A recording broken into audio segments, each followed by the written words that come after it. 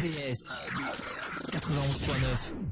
Bonsoir, il est 17h, vous êtes sur RBS 91.9 dans Cité Campus avec les étudiants de l'IEP de Strasbourg pour l'émission consacrée à la mobilité étudiante. Et donc avant de recevoir dans la deuxième partie, celle consacrée à la mobilité étudiante, Nico, qui va nous parler d'un pays assez fascinant puisqu'il s'agira de la Turquie. Eh ben, on va débuzzer un petit peu l'actualité, voir ce qui s'est passé cette semaine dans l'actualité, ou même un peu plus généralement, puis donner un peu notre éclairage sur ce qui s'est passé. Donc, bien écoutez, avant de passer au débuzz, on va tout de suite avoir notre petit jingle.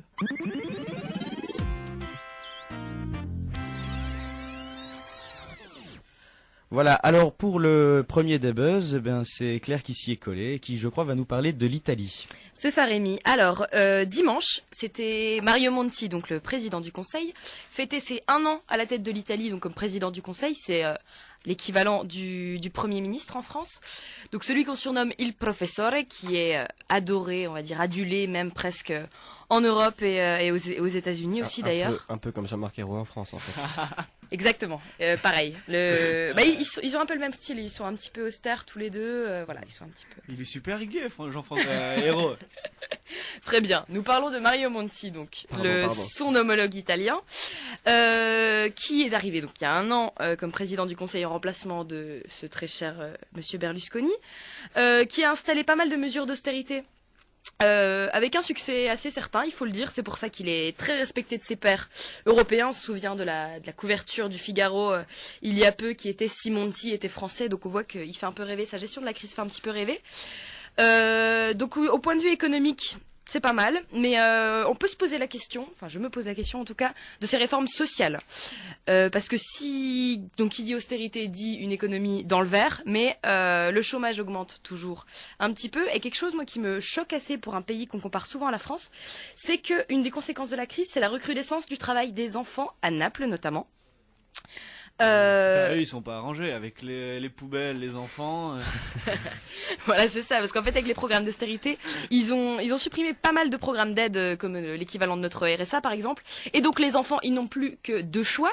Donc déjà ils vont plus à l'école dans beaucoup de cas, et après ils ont plus que 2 choix, donc soit rejoindre la Camorra qui est la mafia locale et devenir des dealers en gros, ou aller au travail. Donc ils sont boulangers, garçons de café, ils sont payés 5 à 10 euros par jour, donc c'est assez sympa. 10 heures par jour. Et donc d'ailleurs en octobre 2011 on nous montrait qu'il y avait 54 000 enfants qui étaient sortis du système scolaire. Donc je trouve ça assez préoccupant.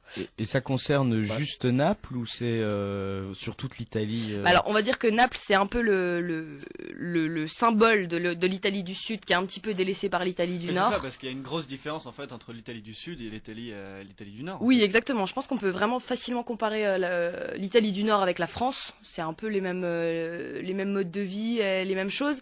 Le Sud c'est complètement différent. Il y a certains coins de l'Italie du Sud où on se croirait quasiment au Maghreb, et au niveau on voit vraiment la pauvreté un peu partout.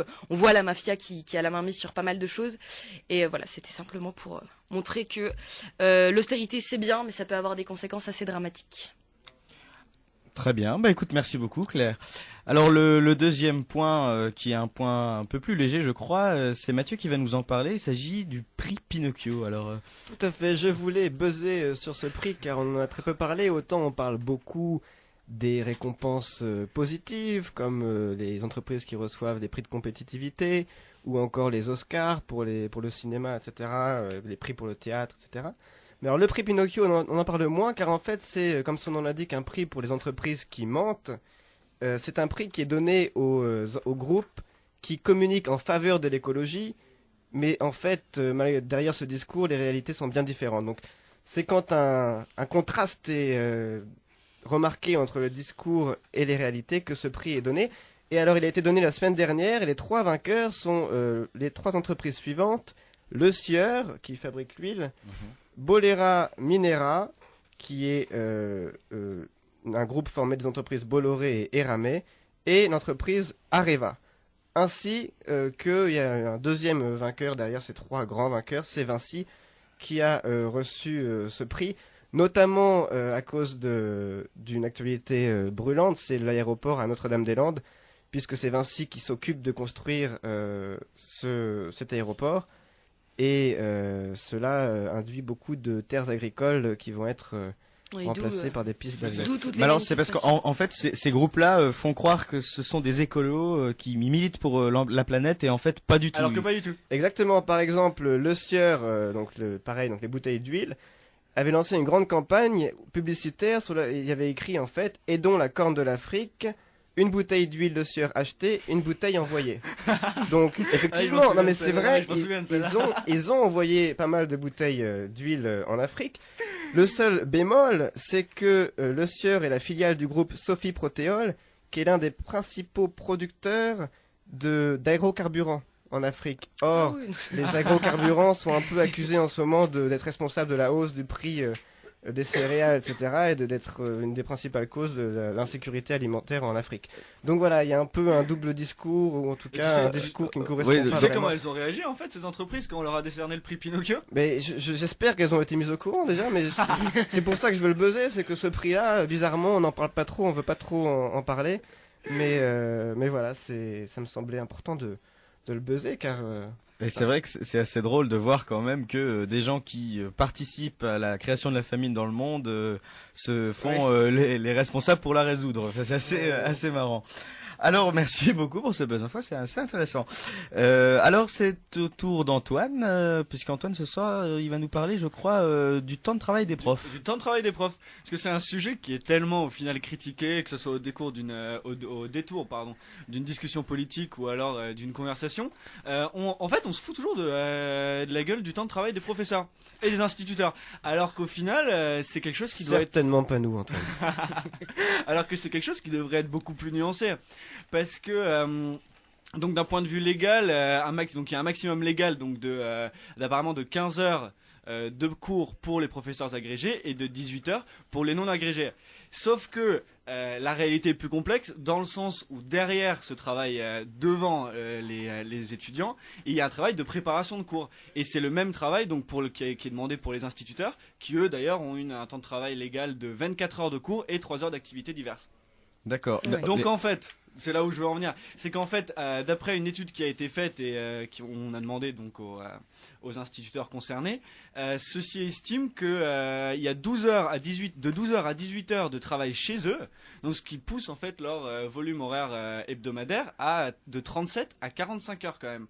Donc en moyenne, il y aurait 8 heures de préparation de cours, 6 heures de correction, 2 heures de documentation et 4 heures de travail avec les autres enseignants, dont le suivi, le dialogue avec les parents.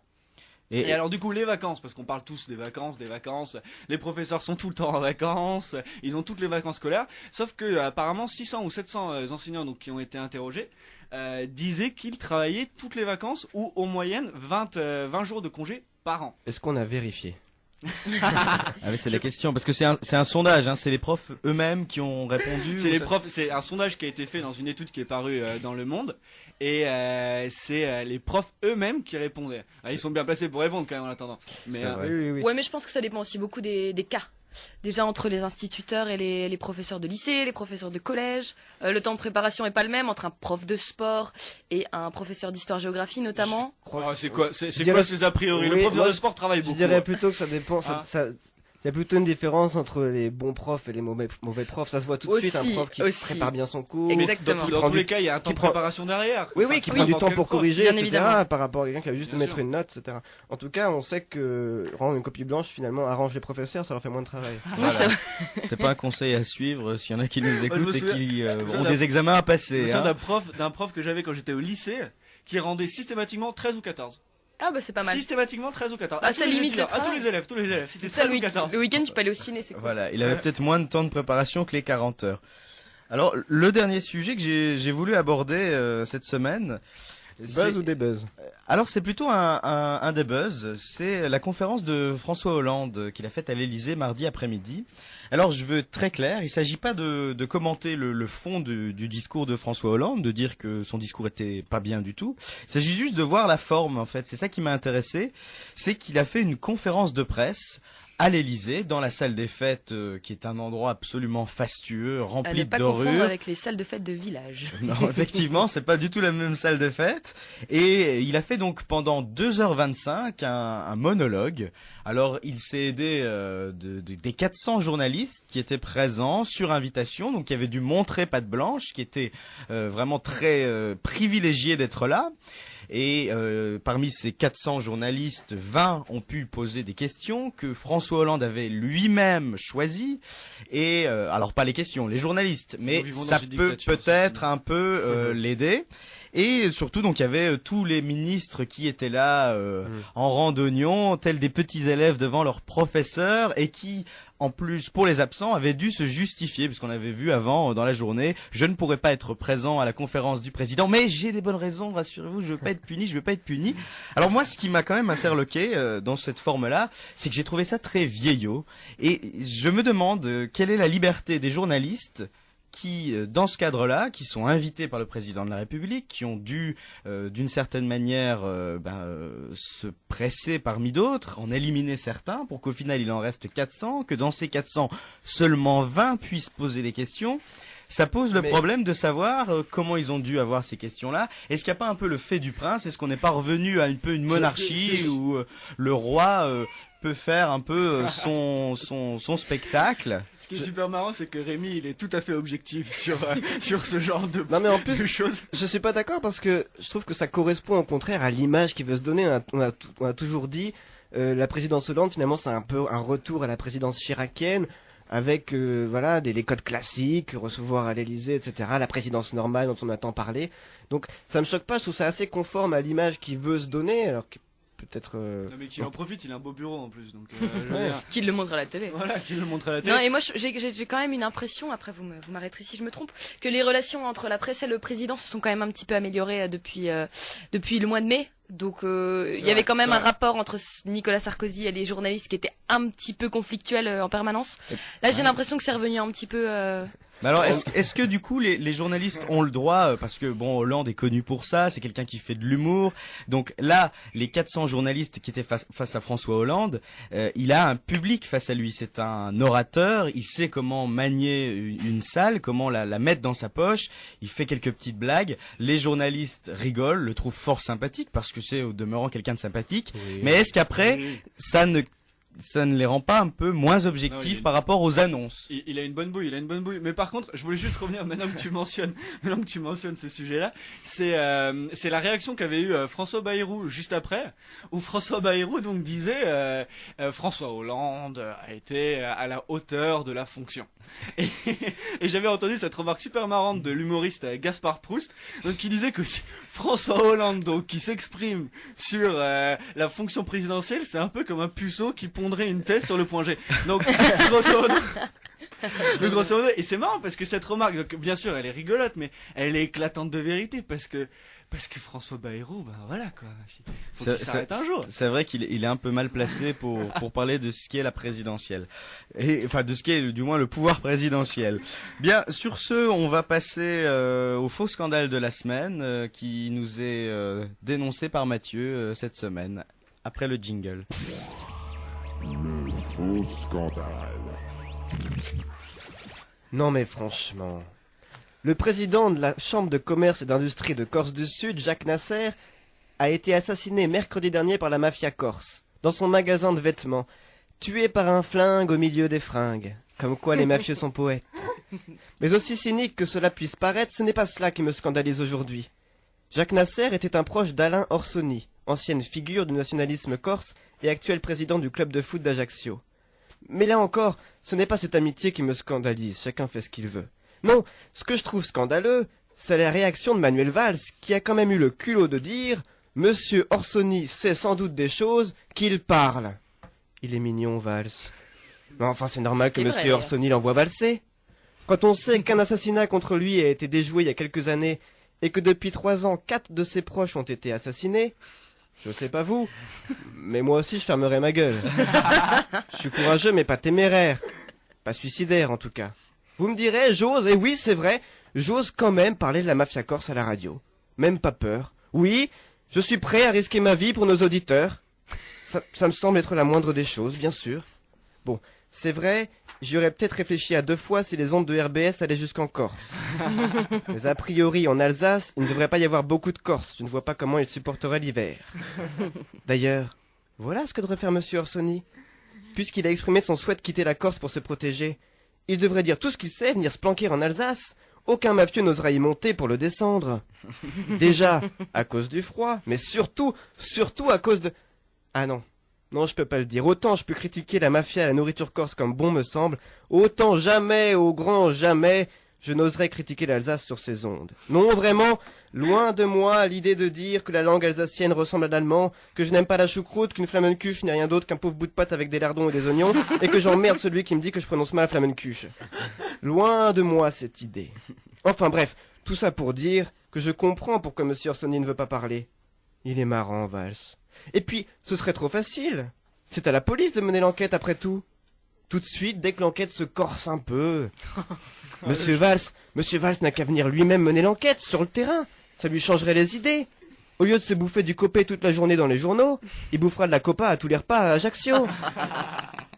Alors bien sûr, le ministre a quand même proposé à Alain Orsoni la protection de l'État s'il acceptait de dire ce qu'il sait. Mais si j'étais Monsieur Orsoni, je me méfierais de l'offre. Quand on sait qu'Alain Orsoni est lui-même mis en examen depuis 2009 pour assassinat, on peut légitimement se demander si la proposition de protection de Valls, c'est pas tout simplement la prison. Alors Alain, un conseil, ne parle pas, mais si tu parles, viens donc te réfugier en Alsace. Merci beaucoup pour ce parti de Cluedo dans le maquis corse. Alors tout de suite, on va voir la première coupure chanson. On vous retrouve tout de suite après Aretha Franklin et Respect.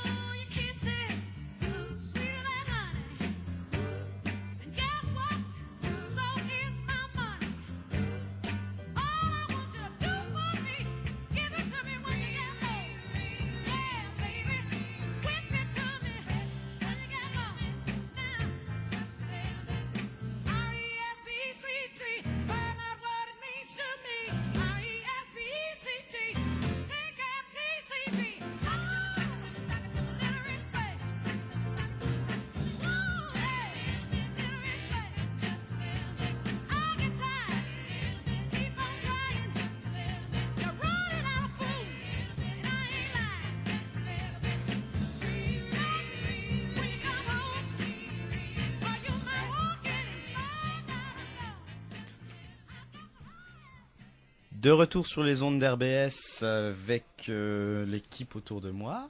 Alors, on va passer à l'interview de mobilité. Et cette semaine, on s'est consacré à la Turquie. Enfin, on a invité quelqu'un qui va s'y consacrer, qui s'y est consacré pendant une année. C'est Nico, qui est allé à Istanbul et donc qui va nous parler de ce pays-là. Bonsoir Nico. Bonsoir. Ça va bien ? Très bien. Alors, première question un peu rituelle. Pourquoi avoir choisi la Turquie ? La Turquie, pourquoi ? Ah ouais. Très facilement, c'est le centre du Moyen-Orient en ce moment. Les cultures qui sont un peu partout. des réalités très différentes au niveau social, au niveau culturel. Donc, et après avoir passé une année, je me rends compte que c'était un super bon choix. Mais c'est ça, c'est que c'est une croisée vraiment de plusieurs cultures différentes, non, ça qui doit être intéressant en Turquie. Voilà, tout à fait. Istanbul coupé en deux par le détroit du Bosphore, mais coupé en 10 par les différentes cultures que tu rencontres là-bas. Et alors, qu'est-ce que tu faisais là-bas? Un stage, des études Je réalisais une année d'études donc à l'université Yeditepe. C'est une université privée qui se trouve côté asiatique. La formation est offerte en anglais. Donc, pour ceux qui parlent anglais, c'est abordable. Après, le niveau n'est pas très élevé. Donc, on ne nous demande pas une énorme charge de travail. Et puis, les cours sont assez intéressants. T'avais une différence de traitement entre les élèves les étudiants qui étaient étrangers et les étudiants nationaux ou Écoute, déjà, on ne demande pas aux Turcs un niveau très élevé, mais on avait quand même un traitement de faveur.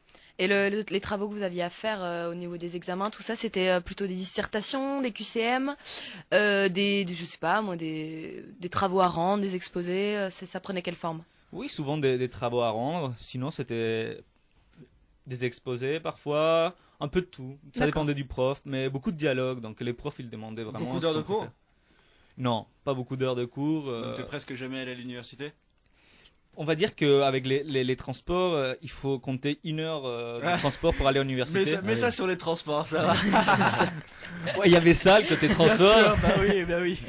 Mais il y a aussi le côté que on n'avait pas beaucoup d'heures de cours. On nous demandait pas tant d'heures de cours que ça. Et alors, t'as étudié quoi plus particulièrement à l'université? Donc, j'avais accès à des cours de droit, des sciences politiques, des relations internationales, d'économie. Et je me suis plutôt penché sur les questions internationales du Moyen-Orient. La relation de la Turquie avec le Moyen-Orient, par exemple. Ouais, ce qui est plutôt d'actualité pour le coup. Tout à fait, oui. Très d'actualité. Et quelle a été ta première réaction à la descente de l'avion?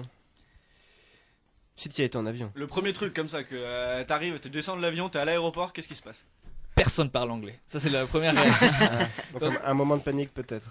Tout à fait. La galère. La galère, oui, parce que... Tu parles pas turc couramment, toi? Pas vraiment, pas encore. Tu peux nous dire quelques mots en turc d'ailleurs? Bonjour, c'est comment? Bonjour, c'est merhaba. Au revoir.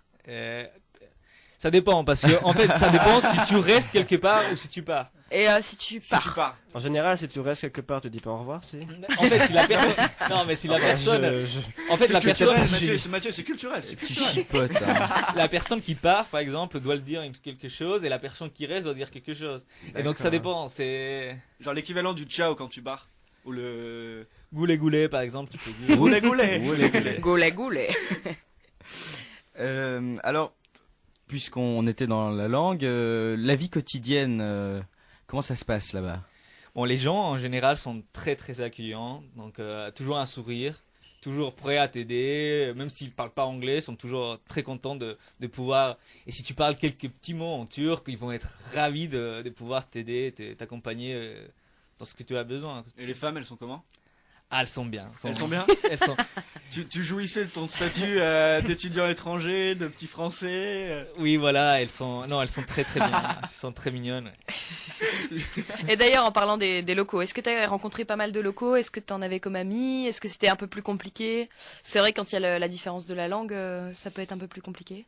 La différence de la langue, ça jouait. Il n'y en a pas beaucoup d'étudiants qui parlent anglais. Souvent, à l'université, c'était très difficile parce que c'était une université privée, donc il n'y avait pas beaucoup de relationnel avec les étudiants. Sinon, j'ai rencontré pas mal de Kurdes qui avaient eu, par exemple, intéressant, ça. Oui, qui avaient eu par exemple l'expérience aussi de partir à l'étranger. Et donc, je fais des très bonnes amitiés avec eux, toujours très ouverts. Et en général, quel est leur regard sur les Français? Est-ce qu'ils sont appréciés en Turquie ou... En fait, j'étais en Turquie pendant le moment que Sarkozy faisait des siennes au niveau de l'acceptation de l'Union de la Turquie en Union européenne. Pour le rappel, accueillait la Turquie les bras ouverts. Et notamment le problème majeur qu'on a eu pendant cette période, c'est la question arménienne, la reconnaissance du génocide en Arménie. Donc moi personnellement, je n'ai jamais été touché par des agressions, mais j'ai eu des amis qui ont souffert, par exemple, de problèmes avec des Turcs. Vraiment physiquement ou pas physiquement, pas violent, mais j'ai des copines qui se sont fait jarter d'un magasin parce qu'elles parlaient français. Et puis c'est vrai que, sans vouloir raconter ma vie, je suis allée le voir au mois de février, c'était à ce moment-là, quand on est arrivé quand on était dans la navette de l'aéroport au centre-ville, on a commencé à parler en français, et là on commençait à voir tous les gens qui nous regardaient un petit peu bizarrement et qui comprenaient qu'on était français. On sentait pas qu'on n'était pas du tout bien accueillis, mais que voilà, c'était pas trop la bonne conjoncture. La minute Claire Larèche. Merci Claire. Merci Claire. C'est pour illustrer ce qu'il disait. Nous t'inviterons la semaine prochaine. Pas de jaloux. T'inquiète pas. Mais sans vouloir faire peur aux prochains qui vont aller en Turquie. Cette situation a beaucoup changé depuis, notamment avec François Hollande qui est apprécié en Turquie. Donc, Mais j'avais entendu dire que par exemple Istanbul, c'était une ville qui était plus sécure, plus sûre que des villes comme Paris, Madrid, Londres. Ah, tout à fait. Et par exemple pour les demoiselles, c'est qu'ils vont là-bas. Il y a aucun problème. Genre les Turcs en général sont un peu machos, donc si vous avez n'importe quel problème, vous criez au secours et il y aura des dizaines des de Turcs preux, autour de vous. des pas de preux problème. chevaliers turcs qui viendront vous aider. Et par Vous contre, si sauvez. toi, Nico, tu criais au secours, non, ça marchait pas. Ça sera un peu plus dur. Trop de barbe. Quelle tristesse. Moi, j'avais une question par rapport au logement. T'étais logé à Istanbul même, dans le centre-ville. C'était bien placé. Et comment t'as trouvé, si je peux me permettre de rajouter oui, non, petit c'est très élément bien. de Istanbul, c'est vraiment énorme comme ville. Donc, et j'ai trouvé, on nous a aidés, c'était des étudiants qui nous aidaient, par exemple. Et c'est une ville tellement grande qu'être au centre-ville, ça veut rien dire. Vraiment, genre. C'est plus grand que Strasbourg. Un petit peu plus grand, donc c'est super grand et donc là c'est des étudiants qui étaient partis aussi en Erasmus qui nous ont aidés à trouver des logements assez facilement. Du coup, t'étais logé où alors, au centre-ville? Enfin, t'étais dans quel quartier? J'étais côté asiatique, dans un quartier côté asiatique qui bouge pas mal, qui s'appelle Kadikoy, Ok. qui est vraiment pas loin du centre-ville. Tu peux prendre le bateau et t'y es après quelques minutes. Ah, du coup, tu prenais le bateau tous les jours, c'est sympa ça. Si tu veux aller au côté européen, le bateau est un moyen de transport comme un autre. Pour Très changer, utilisé. pour changer du tram et de ses contrôleurs. Ouais, ça change beaucoup. Ouais. Et est-ce que tu peux nous parler un petit peu de la différence entre le côté asiatique et le côté européen? C'est un peu deux mondes. Et surtout, côté européen, il y a un quartier qui est très touristique, c'est Sultanahmet. Et après, il y a un autre quartier qui s'appelle Taksim, qui est très très européen. Mais finalement, le côté asiatique, ça garde plus de son véritable côté oriental. C'est beaucoup plus oriental, un peu plus conservateur, mais toujours très intéressant. Alors, on va faire une petite pause dans cette interview avec la première coupure chanson. Alors, qu'est-ce que tu nous as choisi, Nico? Bon, cette chanson s'appelle Tutti Frutti. Bon, c'est pas une chanson turque à la base, mais c'est un ami à moi, un ami kurde, qui l'a reprise et donc on l'a chantée et à la fin c'était un peu devenu une chanson de mon année. Quoi. Voilà, Ouais, l'hymne de Erasmus. ton année. Eh ben, chantes très avec, bien. tu chantes avec nous alors. La minute nostalgie.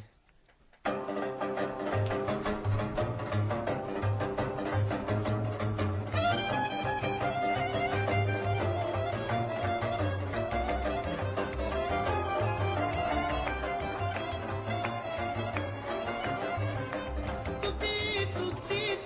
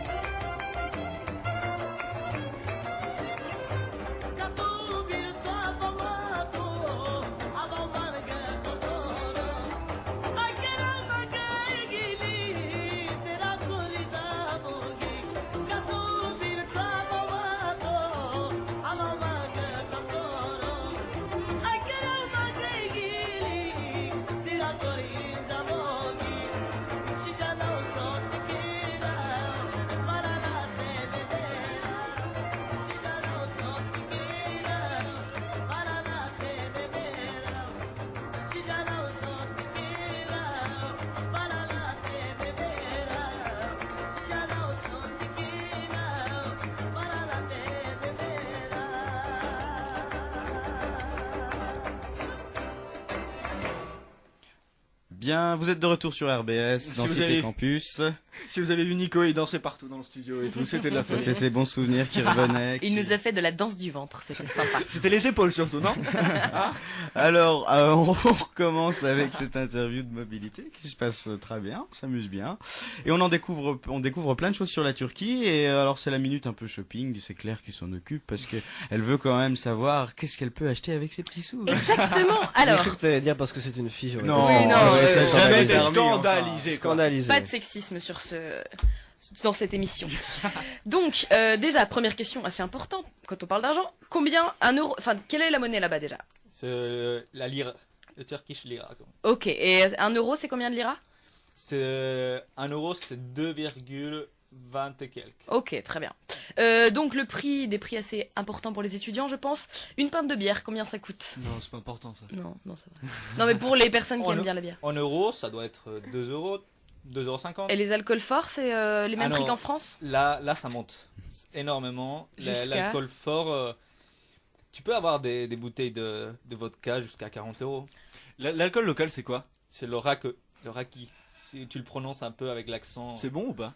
C'est comme de l'anis un peu. Ça racle la gorge comme Ouais, les gros. voilà. Ouais, c'est ça. Et ils en boivent beaucoup là-bas? Ah, énormément, oui. À chaque D'accord. fois, Donc ils boivent plus de raqueux que d'alcool tout à fait. occidentaux, on va dire. Enfin, Tu mélanges ça à du coca ou ça se passe comment? Avec de l'eau. Avec de l'eau? Avec de l'eau. Ils font des raqueux avec de l'eau et beaucoup. C'est un peu Vraiment. comme le pastis en fait. Le pastis en fait. Ensuite, 1 kilo de tomates. Le kilo de tomates, il est à 1 lira, donc ça fait 50 centimes. Ah oui, donc c'est intéressant Un peu par moins de rapport à la 50 France pour le coup. Bah, moi, je connais pas du tout le tarif d'un kilo de tomates, personne. C'est plus cher que ça. Un appartement au centre-ville, combien ça coûte? Appartement en centre-ville. Même si on a dit que le En centre-ville. euros, ça doit être 200 €, 180 €. Ouais, donc très Ah, intéressant donc aussi. très intéressant. Oui, ça va. Un ticket de transport. Et il y a des tarifs préférentiels pour les étudiants, donc ça adhérait bien aussi à 50 centimes d'euros. Ouais, quelque chose cool. comme ça. Et un repas au resto classique, enfin au resto ou dans un quelque chose On va de dire local. que Istanbul, c'est la ville pour manger dehors. Tu manges pas vraiment chez toi, donc à part, ça dépend du resto que tu veux faire. Tu peux en avoir pour 3 € un repas où tu es vraiment calé. Après, un très bon repas, c'est 8 €.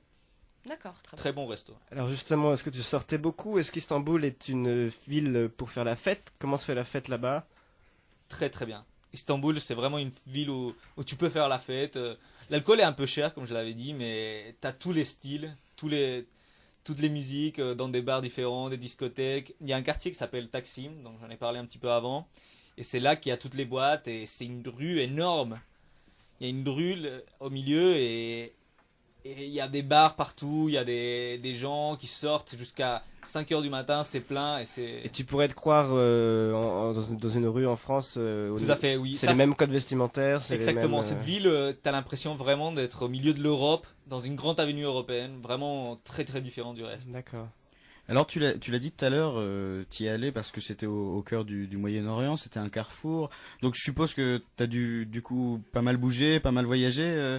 Qu'est-ce que t'as fait comme pays? Qu'est-ce que t'as le plus aimé? Les trucs les plus intéressants, vraiment? Ah, j'ai vraiment beaucoup voyagé, donc au milieu de l'année, en janvier, on nous a donné un mois de vacances, donc je suis parti, j'ai fait l'Égypte, la Jordanie, Israël, Palestine et le Liban. Rien Ah que ouais, ça. donc- Ah ouais, d'accord. Tranquille. Tranquille. Oui, tranquille, et c'était très intéressant. Claire donc- me répète depuis le début de Oh, l'émission. c'est bon, marrant. ça va. Et en Turquie, ce serait quoi ton endroit préféré, ce que tu as visité ou Ah, écoute, en Turquie, je dirais l'est de la Turquie. Un endroit où on ne connaît pas, parce que vraiment on n'en parle pas beaucoup. Ouais. Et là encore, c'est des cultures différentes. Il y a des villes avec des influences arabes très intéressantes. Après, à Istanbul, ça serait Tarlabaşı, qui est un petit quartier kurde à côté de Taksim, magnifique. Vraiment très intéressant. Et à l'étranger, quel est le pays qui t'a le plus plu donc celui que tu as voyagé, donc en dehors de la Turquie. Je suis allé en Iran aussi, et l'Iran c'était vraiment super intéressant. Ton coup de cœur, c'est l'Iran. Le coup de cœur c'est l'Iran. Ouais, Très j'imagine. beaucoup de préjugés et une Et pas- réalité complètement différente. Qu'est-ce qui te manque le plus maintenant que t'es revenu en France, dans la grisaille française? Particulièrement aujourd'hui d'ailleurs. Le fait d'avoir deux choses, je pense. Le fait de pouvoir sortir dehors et pouvoir manger n'importe quoi comme ça. Et la deuxième chose aussi, c'est pouvoir prendre son sac et partir. Vraiment de manière libre. Ouais, le voyage. Le voyage. Ouais. Et juste une petite dernière question qui, moi, me semble importante. Est-ce que les donneurs sont les mêmes en Turquie qu'en France? Rien à voir. Ils sont vraiment super bons en Turquie, alors qu'ici, t'as l'impression de... Et c'est le même donneur, c'est-à-dire que le donneur avec le C'est pain et la sauce blanche et compagnie et compagnie. C'est le même concept, ouais. Ils ont des quantités de donneurs déjà, avec différentes formes, et c'est rien à voir. La viande est beaucoup plus légère, donc Donc bien meilleur en Turquie. bien meilleure en Turquie. Donc si on veut des bons donneurs kebab, c'est pas à Strasbourg. Oh, si, il y en a de très bons. Ouais, mais non, mais... On a scandalisé Rémi. Ah oui, vraiment. Ouais. Est-ce que tu y retournerais, si tu pouvais? Oui, avec joie, je pense. Peut-être pas encore cette année, mais dans l'année prochaine, dans un an, oui. D'accord, alors on va voir si tu aurais besoin d'y retourner, puisque nous allons te faire un quiz test avec plusieurs questions. Et il faut que tu répondes juste pour voir. Donc si tu sais répondre à tout, tu n'as peut-être pas besoin d'y retourner. Si tu n'arrives pas à répondre à tout, il faudra peut-être Y retourner. y retourner. J'ai essayé. Première question, quelle est la capitale de la Turquie? Attention, il y a un piège. Ankara. Ah, c'est bien. Bravo. Ah, tu l'as dit avec Un l'accent point. et tout. Question niveau 2. Question niveau 2. Qui est le Premier ministre turc? Erdogan. Très bien. Erdogan. Non, Erdogan. Erdogan. J'ai vu, c'est pour ça que je voulais te faire Et répéter. C'était Parce pas... que le G avec un petit tiret en haut, on le prononce pas, donc on dit Erdogan. D'accord. Très bien. Ça nous fait donc 2 points. Et enfin, dernière question, la question bonus, la question qui casse tout. Combien est-ce qu'il y a de rues à Istanbul? Ah, tu sais pas? Je ne sais pas. Je pense qu'il faut retourner manger les donneurs. C'est donc la preuve qu'il faut y retourner, mais voilà. On va passer tout de suite ta deuxième chanson, et puis tu nous expliqueras après ce que tu as choisi. Très bien.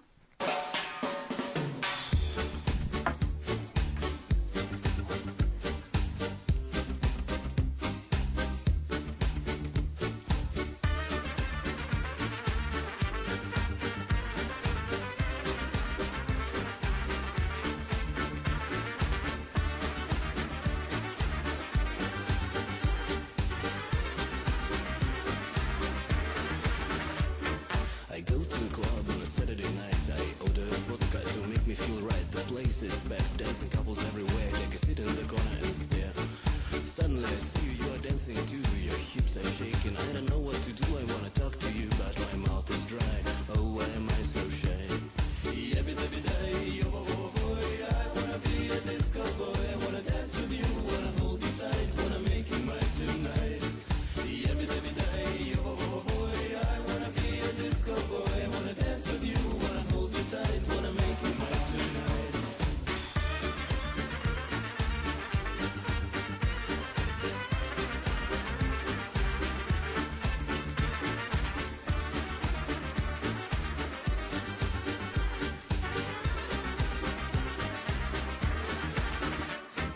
I'm heading to the bar to have another drink. Yes, I need a drink and some time to think.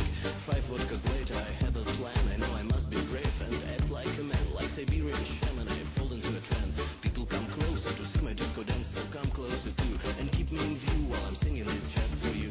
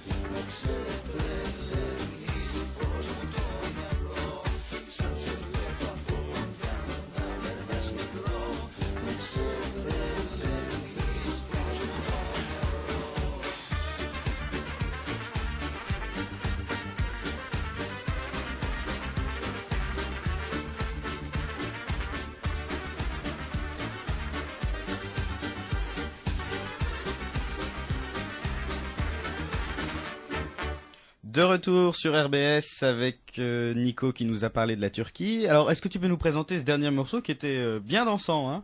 Donc c'était Chantel, Disco Boy. C'est une chanson.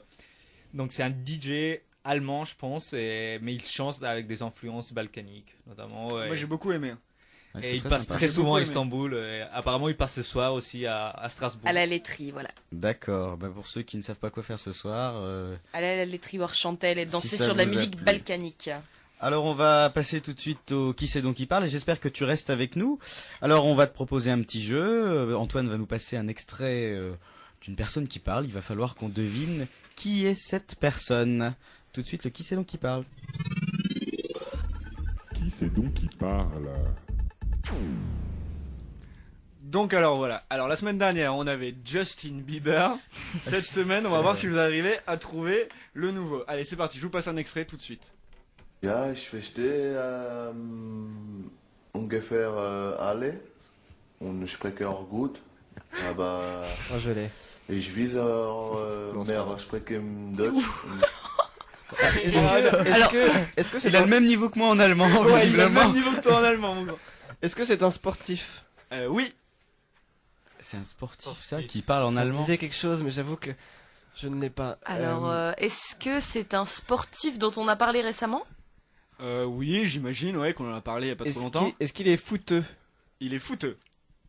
Est-ce que c'est Zlatan Ibrahimovic? Non, Zlatan Ibrahimovic Zlatan ne parle pas allemand. toutes les langues. Bah, Zlatan, on sait. Zlatan les langues. oui, non, bah ce n'est oui. pas, non, ce n'est pas Zlatan Ibrahimovic, non. Est-ce que c'est un entraîneur? Non plus. Il joue encore donc. Il joue encore. Il joue bien? Ouais, on peut dire qu'il joue très bien, ouais. Est-ce qu'il joue dans une équipe? Est-ce qu'il est Est-ce qu'il français? est, français? Oui, vu l'accent qu'il avait quand même. C'est peut-être un peu technique ma question, mais est-ce qu'il est sélectionné dans l'équipe de France? Oh bah c'est très technique dis donc. Là, Pour Mathieu, non, pour Mathieu c'est technique. là, vous m'avez perdu, les garçons. Ouais, c'est ouais, fini, hein. il est sélectionné dans l'équipe de France. Mais encore maintenant ou Encore maintenant. Ah oui d'accord. Alors ça réduit le champ des possibles. Est-ce qu'il est beau? Ça dépend des goûts, hein, tu sais, moi. Il Moi, n'y a je pas suis- l'unanimité. Moi, il a pas l'unanimité, non. Qui n'a pas l'unanimité sur son physique? Après, il est marié, Est-ce Bah tous les footballeurs sont mariés non? Non, il y en a certains. Ah ouais. j'en sais rien. Allez. Alors, il est sélectionné dans l'équipe de France. Il parle allemand. Il est marié. Il fait pas l'unanimité au niveau de son physique. Est-ce qu'il est très connu dans l'équipe de France? Ouais, il est assez connu. en Ah non équipe mais de France. attends, là, je crois Est-ce que que je c'est un l'ai. attaquant? Tu rigoles quand tu dis qu'il fait pas oui, l'unanimité sur son physique. Est-ce qu'il a des, est-ce qu'il Non, a eu ok, des, il fait pas du tout l'unanimité sur son physique, est-ce d'accord. qu'il a eu des Ah, il est conquêtes? marié, tu sais. Est-ce qu'il a eu des conquêtes dont on a bien parlé? Et il a eu des conquêtes dont on a beaucoup parlé. On l'a Ok. tous. On l'a Ouais, tous. on l'a tous. On va laisser à notre invité peut-être la chance Allez, de le dire. Kaiser Frank. C'est Kaiser Frank, c'est Franck Ribéry, bravo! Bravo, Nico. Ouais, merci, c'était pas mal hein.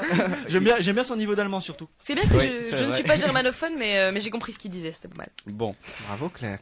C'était le qui c'est donc qui passe. C'est maintenant l'heure de l'anecdote de la semaine qui nous est présentée, comme toutes les semaines, par Rémi.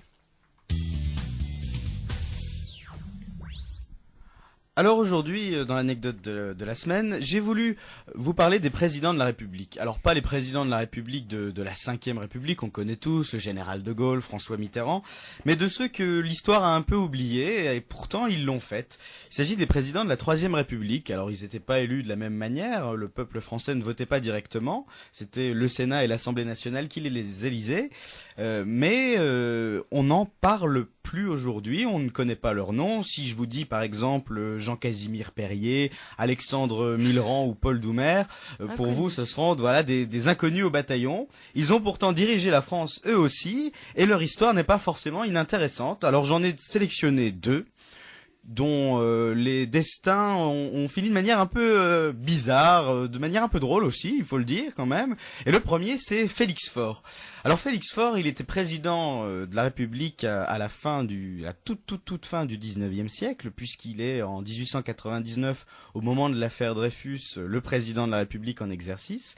Et pour résorber la crise, il a plusieurs rendez-vous, notamment un soir en février 1899, et il est impatient de finir cette réunion parce qu'il a rendez-vous avec sa maîtresse, Marguerite Steinel, qui l'attend dans le salon bleu de l'Élysée pour une soirée frivole, comme on l'imagine bien.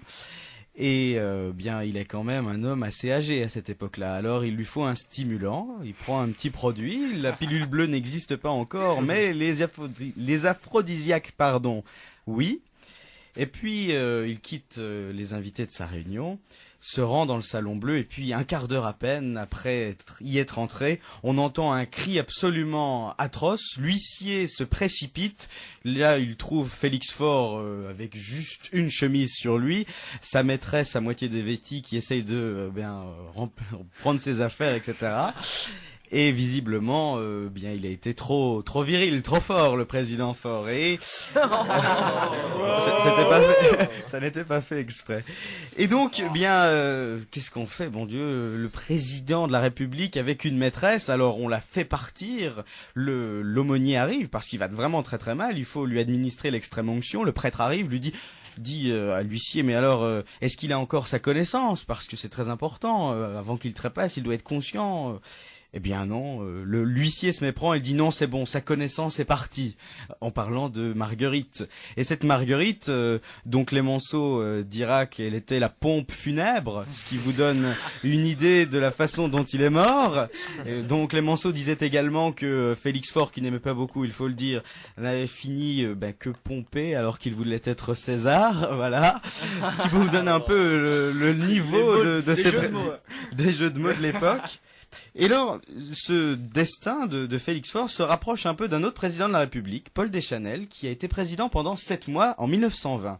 C'était un homme brillant, académicien français, dont le parrain spirituel était Victor Hugo, donc quelqu'un d'assez important, qui était très bien marié, très très connu, très bien élu aussi au moment de la présidence, mais seulement, une fois qu'il le devient, il déprime, et il déprime gravement. Alors, ça ne va pas, et un jour, lors d'un voyage en train, il se sent très mal, il ouvre la fenêtre de son wagon, et là, il passe par-dessus la fenêtre. Il tombe sur les rails. Et le président de la République, en pyjama, il fait nuit, il est 23h, se retrouve devant un garde-barrière, ensanglanté, en lui disant « Je suis le président de la République ». Le garde-barrière n'y croit pas forcément, et le ramène quand même chez lui, il est quand même blessé. Et sa femme se dit « Cet homme-là doit être important, à un signe, il a les pieds propres ». À l'époque, on ne connaît pas le visage du président de la République, mais on devine qu'il est important parce qu'il a les pieds propres. Alors les choses ont bien changé. On espère que nos présidents ont les pieds propres. J'adore cette histoire. C'est oulala, il a les pieds propres, c'est notre président de la République. Ça vous laisse imaginer. Ça rajoutait de la crédibilité. Ça vous laisse imaginer l'état des pieds à cette époque-là quand même. Voilà, c'était l'anecdote. Merci Rémi pour cette anecdote. Merci. Alors on va passer tout de suite à la rubrique déjà culte de la chanson détournée. La semaine dernière, vous vous en souvenez, c'était Rachida Dati et son enfant. Et cette semaine, Mathieu, que nous as-tu fait? C'est la chanson détournée. Alors je recommence, Mathieu, que nous as-tu fait? Alors je vais vous faire une confidence, j'étais un petit peu embêté car j'avais préparé ce week-end une chanson sur l'élection dont on parle beaucoup en ce moment, l'élection entre Fillon et Copé, qui présidera l'UMP. Et bêtement, je m'étais fié au sondage, j'avais préparé une chanson, j'avoue, en disant que Fillon avait gagné, car c'est ce que disaient les sondages, mais j'aurais retenu une chose, ne jamais se fier aux sondages.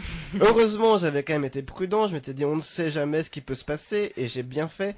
Donc j'avais préparé une autre chanson sur l'actualité aussi, puisque cette semaine, donc François Hollande et son gouvernement ont annoncé qu'ils allaient revenir sur une promesse qu'ils avaient faite. Ils avaient dit qu'ils n'augmenteraient jamais la TVA. Et on a vu qu'en fait, ils ont un peu changé d'avis. Donc c'est une chanson sur l'air de Et moi, et moi, et moi de Jacques Dutronc. C'est François Hollande que j'ai imaginé dans cette chanson. C'est lui qui chante sur ses promesses non tenues.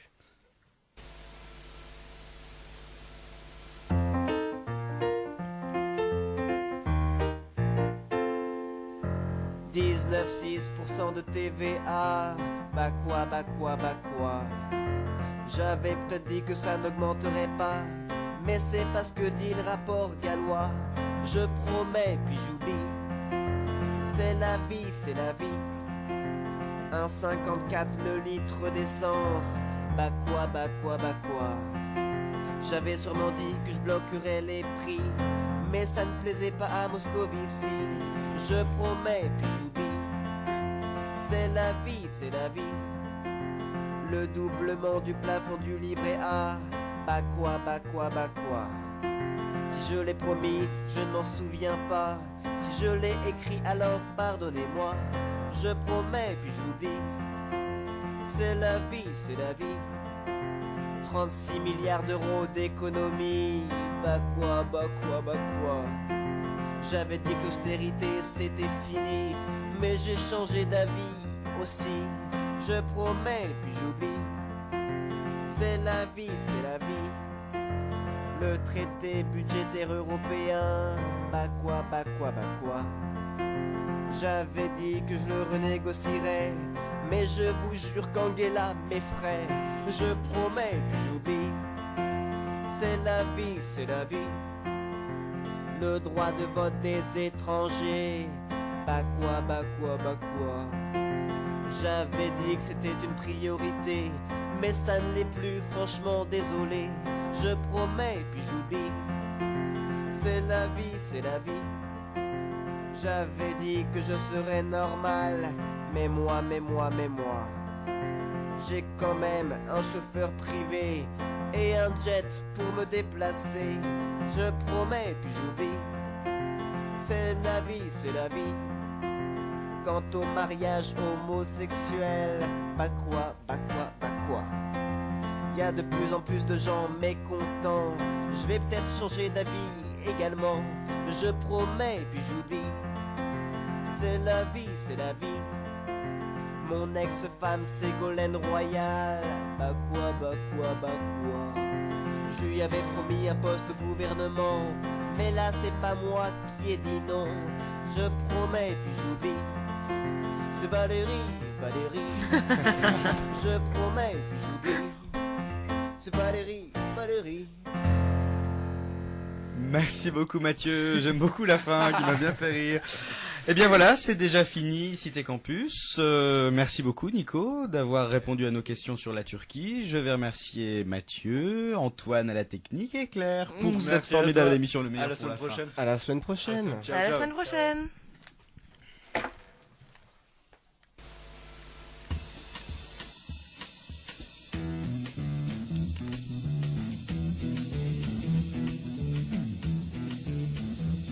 You know the day destroys the night, night divides the day. Try to run, try to hide, break on through to the other side, break on through to the other side, break on through to the other side, yeah.